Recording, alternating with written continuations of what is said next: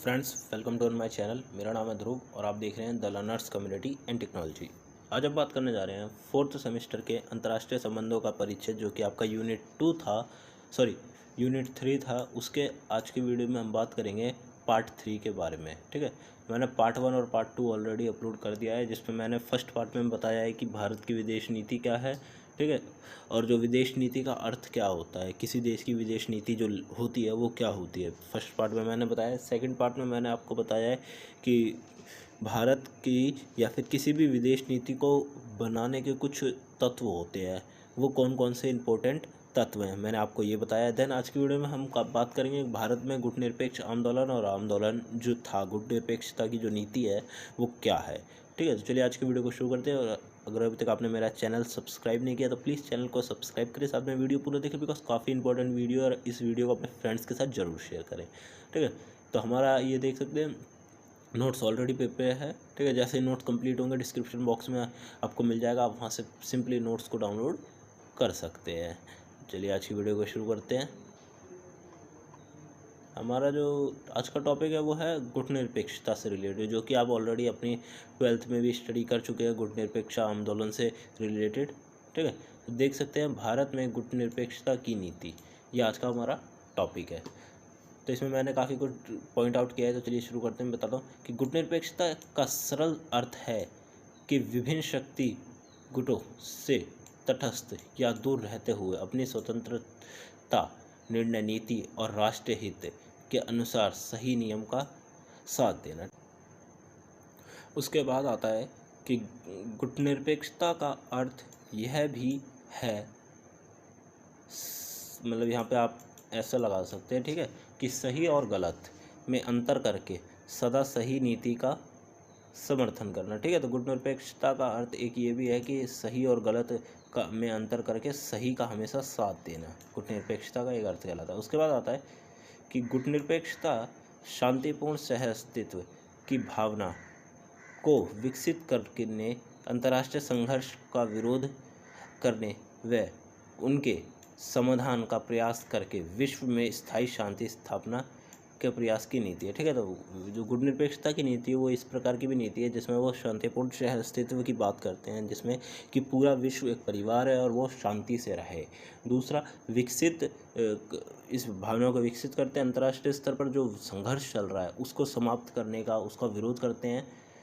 ठीक है, और एक ऐसा विश्व बनाना चाहते हैं जो शांतिपूर्ण ढंग से रहता हो। उसके बाद जो हमारे पहले प्रधानमंत्री थे पंडित जवाहरलाल नेहरू ने गुटनिरपेक्षता को परिभाषित करते हुए बताया है कि गुटनिरपेक्षता का अर्थ है अपने आप को सैनिक गुटों से दूर रखना, यहाँ पे गुटों के बदले गुट आएगा। ठीक है, गुटों से दूर रखना तथा जहाँ तक संभव हो सके तथ्यों को सैनिक दृष्टि से न देखना, ऐसी आवश्यकता पड़े तो स्वतंत्र दृष्टि रखना तथा दूसरे देश के मैत्रीपूर्ण संबंध बनाए रखना गुटनिरपेक्षता की नीति है। ठीक है, तो इन्होंने गुटनिरपेक्षता की नीति के बारे में एक ये बात बताई है कि आपको ज़्यादा से ज़्यादा हो सके तो गुट, जो सैनिक गुट होते हैं उनसे दूर रहना, साथ में संभव हो तो सैनिक गुट की दृष्टि से किसी भी मामले को देखना ये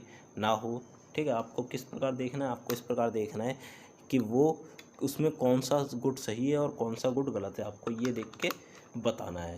ठीक है, तो बस इससे ही जो होगा यही हो जाएगा, यही आपका जो है ये काम कर जाएगा। ठीक है, उसके बाद जो हमारा नेक्स्ट पॉइंट आता है वो आता है, वेट अ मिनट,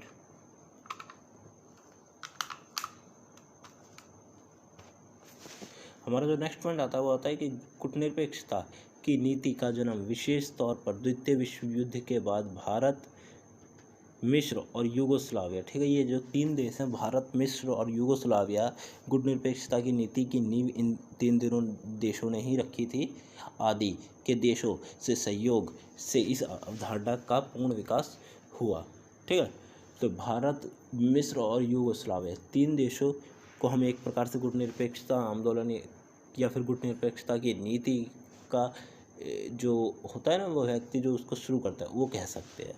ठीक है, आरंभिक देश कह सकते हैं। उसके बाद आता है कि भारत के लिए गुटनिरपेक्षता की नीति को अपनाने के कारण, ठीक है, भारत के लिए कौन कौन से कारण थे जिससे उसने गुटनिरपेक्षता की नीति को अपनाया। तो पहला जो कारण है, मैंने काफ़ी चीज़ें लिख रखी है कि पहला जो कारण है, भारत किसी भी गुट में शामिल होकर विश्व में अनावश्यक तनावपूर्ण स्थिति पैदा करने का शौक नहीं था। ठीक है, भारत किसी भी गुट में शामिल होकर कोई भी विश्व में ऐसी स्थिति पैदा नहीं करना चाहता था जिससे कि विश्व में तनाव हो, लोग एक दूसरे से डरे। ठीक है, इस प्रकार की कोई भी भारत स्थिति पैदा नहीं करना चाहता था, इसीलिए वो किसी भी, ना ही नाटो, सीटो, सेंटो में से किसी एक में शामिल हुआ, ना ही वार्सा पैक्ट में शामिल हुआ। ठीक है, ये जो मैंने आपको नाम बताया, ये वह एक प्रकार से ये एक सैनिक संगठन है जो कि अमेरिका और रशिया द्वारा बनाए गए थे उस समय। ठीक है, दूसरा आता है कि भारत बस अभी अपने औपनिवेशिक ये औपनिवेशिक की बजाय औपनिवेशिक शासन से स्वतंत्र हुआ था, इसीलिए भारत अपनी स्वतंत्रता को किसी भी अन्य सैनिक गुट के हाथ में नहीं देना चाहता था। ठीक है, भारत जस्ट अभी अंग्रेजों के शासन से अलग हुआ था, तो भारत अपना विकास करना चाहता था, भारत विकास की राह पर था, ना कि वो किसी भी गुट में शामिल होकर अपनी स्वतंत्रता खोना चाहता था। ठीक है, नेक्स्ट पॉइंट आता है कि भारत किसी भी गुट की विचारधारा के प्रभाव से ग्रस्त होना नहीं चाहता था। अब ये जो पॉइंट है ये काफ़ी इंपॉर्टेंट है, इसमें आपको देखना पड़ेगा कि आपको किस तरह लिखना है। ठीक है जी, भारत किसी भी गुट, ना ही पूंजीवादी विचारधारा ना ही साम्यवादी विचारधारा से प्रभावित होना चाहता था। ठीक है, भारत सिंपली चाहता था कि वो बस अपना विकास करे और कुछ नहीं। ठीक है, तथा वह अपनी नीतियाँ एवं शासन प्रणाली को किसी भी विशेष विचारधारा या दृष्टिकोण को हावी नहीं होने देना चाहता था, इसीलिए भारत ने गुटनिरपेक्षता की नीति को अपनाया।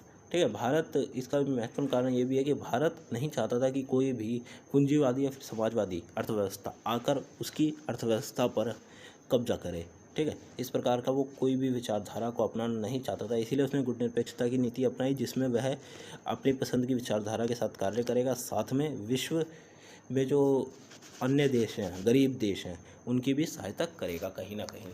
ठीक है, तो इस प्रकार की थी। उसके बाद जो नेक्स्ट है वो है भारत अपनी, देख सकते हैं आप, भारत अपनी एकता, संप्रभुता और अखंडता को सुरक्षित रखना चाहता था, इसीलिए वह किसी भी सैनिक गुट में शामिल ना होकर गुटनिरपेक्ष आंदोलन की नीति के अंतर्गत शामिल हुआ। ठीक है, तो भारत किसी भी गुट में शामिल नहीं होना चाहता था। ये सिंपल सा भारत का एक, कह सकते हैं कि भारत का एक सामने से पूरे विश्व को मना था कि मैं गुटनिरपेक्षता की नीति में शामिल नहीं, मैं किसी भी गुट में शामिल नहीं होऊंगा, मैं केवल गुटनिरपेक्षता की नीति को अपनाऊंगा। ठीक है, उसके बाद आता है भारत की गुटनिरपेक्षता की नीति के प्रमुख लक्षण कौन कौन थे? तो अंतर्राष्ट्रीय शांति व सुरक्षा बनाए रखने और उसके लिए कार्य करना। ठीक है, अब ये जो पॉइंट्स है ये आप इसका ही नोट डाउन कर सकते हैं, बिकॉज काफ़ी इंपॉर्टेंट पॉइंट है कि अंतर्राष्ट्रीय शांति और सुरक्षा बनाए रखना और उसके लिए कार्य करना। भारत का गुटनिरपेक्षता की नीति को अपनाने के बाद कौन कौन सा जो लक्ष्य था? तो पहला लक्ष्य है कि पूरे विश्व में शांति कायम करना। ठीक है, और अंतर्राष्ट्रीय स्तर पर शांति के लिए कार्य करना। दूसरा आता है समानता पर आधारित विश्व समुदाय की स्थापना तथा रंगभेद का विरोध। ठीक है, तो भारत का या फिर गुटनिरपेक्षता की नीति का जो एक प्रकार से हम कह सकते हैं उसके जो लक्ष्य थे, वो दूसरा लक्ष्य उसका ये था कि पूरे विश्व में शांति को कायम करना। ठीक है, समानता को कायम करना, साथ में रंग भेद की नीति, काले गोरे की जो नीति थी उसे भी समाप्त करना, इस प्रकार का। उसके बाद आता है उसका तीसरा था कि आणविक निशस्त्रीकरण तथा नवीन आर्थिक व्यवस्था की स्थापना। आणविक निशस्त्रीकरण, ठीक है, मतलब जो न्यूक्लियर बॉम्ब्स है, ठीक है, उनको निशस्त्र करना, मतलब उन्हें समाप्त करने के ऊपर जोर देना, साथ में नई आर्थिक अर्थव्यवस्था, ठीक है, विश्व में नई आर्थिक अर्थव्यवस्था की स्थापना करना, इसके लिए कार्य करना। उसके बाद आता है फोर्थ कि अफ्रीका और एशिया के औपनिवेशिक की वजह, यहाँ पे भी औपनिवेशिक आएगा, औपनिवेशिक शासन आज़ाद देशों को स्वतंत्रता का समर्थन करना। ठीक है, जो भी देश औपनिवेशिक शासन से आज़ाद हुए थे भारत के बाद, भारत उनकी समर्थन करेगा, ये उसका कार्य है। संयुक्त राष्ट्र व्यवस्था के अंतर्गत उपरोक्त लक्ष्यों की प्राप्ति करना, ठीक है। उसके बाद संयुक्त राष्ट्र संघ द्वारा बनाए गए जो लक्ष्य है, ठीक है, जिसके लिए संयुक्त राष्ट्र संघ का निर्माण हुआ, उसके लिए कार्य करना और उसके लक्ष्यों को प्राप्त करना गुटनिरपेक्षता की नीति का भी एक प्रकार से हम कह सकते हैं लक्ष्य है, ठीक है। उसके बाद अपनी एकता, अखंडता और संप्रभुता की रक्षा करना, इसीलिए भारत ने गुटनिरपेक्षता की नीति को अपनाया ताकि वह इस नीति के जरिए अपनी एकता, अखंडता और संप्रभुता को सेफ रख सके, कोई भी अन्य देश आकर उस पर दबाव बनाकर अपना कार्य ना करा सके। इसीलिए भारत ने गुटनिरपेक्षता की नीति को अपनाया। फिर आता है अपने देश के विकास के साथ साथ अन्य साथी देशों के विकास पर भी जोर देना, ठीक है। अपने देश के साथ साथ अन्य देशों का भी जोर देना ताकि उनका भी विकास हो सके। फिर 8वां पॉइंट जो है, विश्व युद्ध के दौरान दो गुटों के बीच युद्धों की स्थिति को टालने के लिए कार्य करना, ठीक है। गुटनिरपेक्षता की नीति का एक दूसरा कार्य भी ये था कि संघर्ष को समाप्त करना, अंतर्राष्ट्रीय स्तर पर दो देशों के बीच के संघर्ष को समाप्त करना, ठीक है। तो जब भी दो देशों के बीच जब भी युद्ध होने वाला होता था तो गुटनिरपेक्षता की नीति के जो सदस्य हैं वो जाकर उस युद्ध को समाप्त कर देते थे, उसके लिए कार्य करते थे, ठीक है। उसके बाद हमारा जो नेक्स्ट पॉइंट आता है वो आता है गुटनिरपेक्षता तथा तटस्थता में अंतर। काफ़ी इंपॉर्टेंट पॉइंट है, तो प्लीज़ आप इस ये जो है ये वाला पॉइंट इसे आप पूरी तरह से देखिए, ठीक है, क्योंकि इससे रिलेटेड क्वेश्चन आपसे पूछा जा सकता है कि तटस्थता और गुटनिरपेक्षता में क्या अंतर है, ठीक है। तो आप देख सकते हैं कि तटस्थता केवल वास्तविक युद्ध की अवधि तक सीमित है, जबकि गुटनिरपेक्षता एक सक्रिय सकारात्मक नीति है, ठीक है। तटस्थता की यह बात करी गई है, तो तटस्थता एक ऐसी नीति है जो कि केवल युद्ध काल के दौरान यूज़ की जाती है, ठीक है। जब युद्ध, सपोज करिए दो देशों के बीच में युद्ध चल रहा है, तब हम तटस्थता का नीति का यूज़ कर सकते हैं, पर जैसे युद्ध समाप्त हुआ वो नीति भी अपने आप समाप्त हो जाती है, उसका फिर कोई काम नहीं रह जाता। और वहीं अगर हम गुटनिरपेक्षता की नीति की बात करें तो गुटनिरपेक्षता की नीति के जो अन्य कार्य हैं वो उस नीति को समाप्त नहीं होने देते, इसीलिए वह नीति वर्तमान में भी चली आ रही है, तबकि युद्ध, शीत युद्ध कब का समाप्त हो चुका है, ठीक है। यहाँ पे मैंने अर्थात में बताया गया है कि गुटनिरपेक्षता की नीति वर्तमान में भी कार्य कर रही है तथा तटस्थता की नीति केवल युद्ध काल के दौरान ही कार्य में आती है।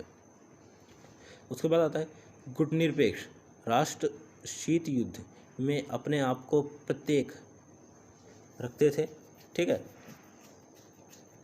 जो गुटनिरपेक्षता की जो देश है, ठीक है, शीत युद्ध के दौरान वे अपने आप को एक साथ रखते थे, अर्थात शीत युद्ध के दौरान गुटनिरपेक्षता आंदोलन से जुड़े राष्ट्र किसी भी गुट में शामिल नहीं होते थे तथा वह स्वतंत्र राष्ट्र के रूप में कार्य करते थे, ठीक है। गुटनिरपेक्षता के जितने भी देश थे वो सबके सब अपने लिए स्वयं कार्य करते थे, ठीक है, और स्वतंत्र कार्य करते थे। इसका मतलब है कि वो उनके ऊपर किसी भी देश का दबाव नहीं था कि तुम हमारे साथ आ जाओ या फिर ऐसा कुछ, जिन्होंने भी गुटनिरपेक्षता की नीति को अपनाया।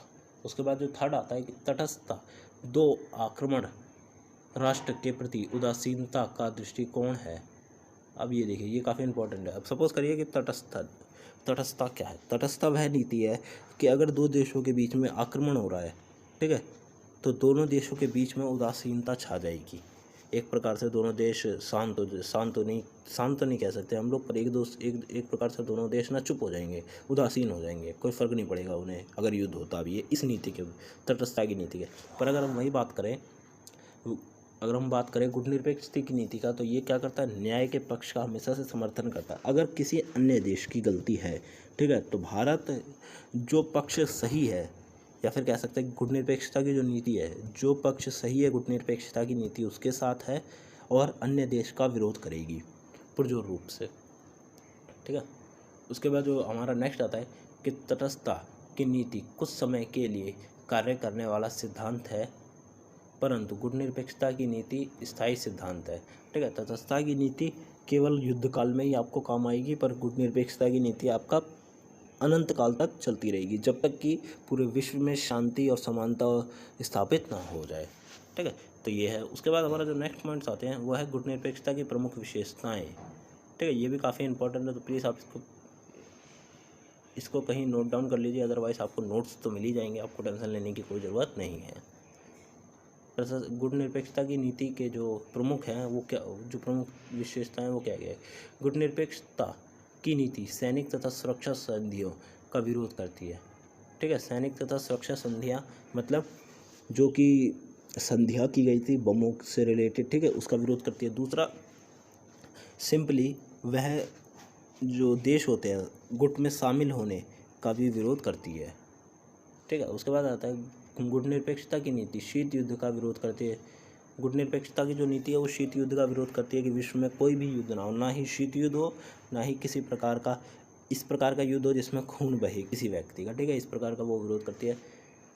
पंचशील सिद्धांत गुट निरपेक्षता की आधारशिला है, ठीक है। पंचशील सिद्धांत की जो एक प्रकार से हम कह सकते हैं जो ये जो थ्योरी लाई गई कि 5-5 साल हम लोग विकास करेंगे अपना, और अपना विकास करके आगे बढ़ेंगे पंचशील का सिद्धांत को, तो हम कह सकते हैं कि ये गुट निरपेक्षता की नीति का एकदम बेसिक पैटर्न है, ठीक है, उसकी आधारशिला है। अगर पंचशील का सिद्धांत नहीं आया होता तो हो सकता था गुट निरपेक्षता की नीति आपको नहीं मिलती, ठीक है। तो आप इसको उसकी आधारशिला कह सकते हैं। गुट निरपेक्षता की नीति शांतिमय यहाँ पे शांतिपूर्ण सहअस्तित्व आएगा, ठीक है। शांतिपूर्ण सहअस्तित्व तथा हस्तक्षेप की धारणा में विश्वास रखती है, ठीक है। अहस्तक्षेप आएगा यहाँ पे, ये कभी कभार जब लिखा जाता है तब यहाँ पे गलती हो जाती है काफ़ी कभार, ठीक है। तो यहाँ पे अहस्तक्षेप आएगा। अहस्तक्षेप और शांतिपूर्ण सहअस्तित्व की धारणा पर कार्य करती है। गुट निरपेक्षता राष्ट्रीय हित के प्रति की प्राप्ति का साधन है। अगर आपको अपने राष्ट्रों के हितों को प्राप्त करना है, ठीक है, अगर आपको लगता है कि कोई देश आपके जो हित हैं उन्हें छीन रहा है, तो आप गुट निरपेक्षता की नीति का प्रयोग करके उन्हें अपरा सकते हैं, ठीक है, पा सकते हैं। उसके बाद आता है यह अलगाववाद की नहीं बल्कि क्रियाशील की नीति है, ठीक है। अलगाववाद की नीति का मतलब है कि अगर युद्ध हो रहा है तो युद्ध करके ही उसे समाप्त किया जाए, युद्ध के द्वारा, संघर्ष के द्वारा उसे समाप्त किया जाए। वहीं ये अलगाववाद की नहीं मतलब क्रियाशील नीति है, मतलब ये कार्य करके उन्हें समाप्त करती है बातों से, ठीक है। जैसे कि कई युद्धों में गुट निरपेक्षता की नीति के जो आंदोलन के जो देश हैं वो गए और उन्होंने शीत युद्ध के दौरान कई युद्धों को टाला, ठीक है। तो इस प्रकार की जो स्थिति है वो आई थी। उसके बाद आता है गुट निरपेक्षता की नीति शस्त्रीकरण के पक्ष में नहीं तथा शस्त्रीकरण का पुरजोर रूप से विरोध करती है, ठीक है। गुट निरपेक्षता की जो नीति है वो शस्त्रीकरण का विरोध करती है, उसका पक्ष में है ही नहीं। आएगा नेक्स्ट है कि यह नीति समाजवाद और उपनिवेशवाद का विरोध करती है, ठीक है। समाजवाद और उपनिवेशवाद का यह नीति विरोध करती है और उसे समाप्त करने के लिए कार्य कर रही है अंतर्राष्ट्रीय स्तर पर, राष्ट्रीय स्तर पर के साथ साथ अंतर्राष्ट्रीय स्तर पर भी यह नीति इसको हटाने के लिए कार्य कर रही है। फिर आता है कि गुट निरपेक्षता जातिवाद तथा रंगभेद पे विश्वास नहीं करती, ठीक है। गुट निरपेक्षता की जो नीति है वो जातिवाद व्यवस्था जो है उसका विश्वास नहीं करती, साथ में रंग भेद की नीति का विश्वास भी नहीं करती। अगर काले गोरा है, किसी देश में काले गोरे की या फिर रंग भेद की नीति चल रही है तो गुट निरपेक्षता आंदोलन के देश उसका पुरजोर रूप से विरोध करेंगे अंतर्राष्ट्रीय स्तर पर, ठीक है। यह नीति लचीली है, अर्थात इस नीति को समय के साथ साथ बदला जा सकता है तथा इसमें बदलाव लाए जा सकते हैं, ठीक है। तो यह जो नीति है गुट निरपेक्षता की नीति लचीली है, तो इसको समय के साथ साथ बदलाव लाए जा सकते हैं और इसका विकास किया जा सकता है। अगर आपको लगता है कि अब इसके अंदर बदलाव आना चाहिए तो आप इसके अब बदलाव के लिए कार्य कर सकते हैं, इसमें बदलाव ला सकते हैं, ठीक है। तो इस प्रकार की यह नीति बनाई गई है। शुरुआत से ये नीति इस प्रकार की बनाई गई है जिसमें कि बदलाव लाए जा सके, ठीक है।